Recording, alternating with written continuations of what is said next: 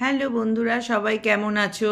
আমি আজকে ভালো আছি, কিন্তু কালকের আমার মনটা খুব খারাপ ছিল। মানে রাত্রির 8টার পর থেকে মনটা খুবই খারাপ হয়ে গেছিলো, কারণ আমার খুব কাছের মানুষের একজন প্রচণ্ড শরীর খারাপ ছিল।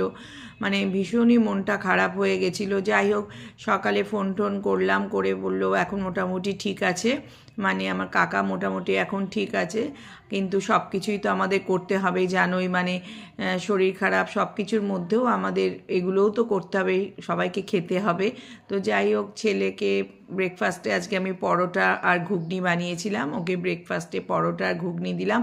আর ও লাঞ্চ বক্সে ছিল, তোমরা তো সবাই খুব ভালোবাসো আমি কি লাঞ্চে ছেলেকে দিচ্ছি দেখতে, তো অনেকেই আমাকে কমেন্ট করে বলে।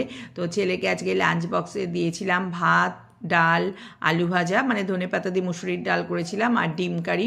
কিন্তু মিক্সড ভেজটা ছেলে আর নিতে চাইলো না, এত কিছু বলে খেতে খুব প্রবলেম হয়, তাই আর ওকে মিক্সড ভেজটা দিলাম না। আর তারপর ছেলে তো বেরিয়ে গেল, এরপর এক এক করে তো কাজ সারতে হবে। তার আগে আমি 12টা নাগাদ ব্রেকফাস্ট করি, তোমাদের আগেই বলেছি আমার ব্রেকফাস্ট করতে অনেকটা লেট হয়ে যায়।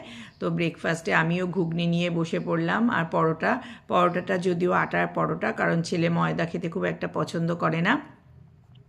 তো এটাই আমাদের ব্রেকফাস্ট। আর চলো, এটাই তোমাদের সাথে আজকে আমার এটুকুই গল্প, আবার পরে হবে তোমাদের সাথে গল্প।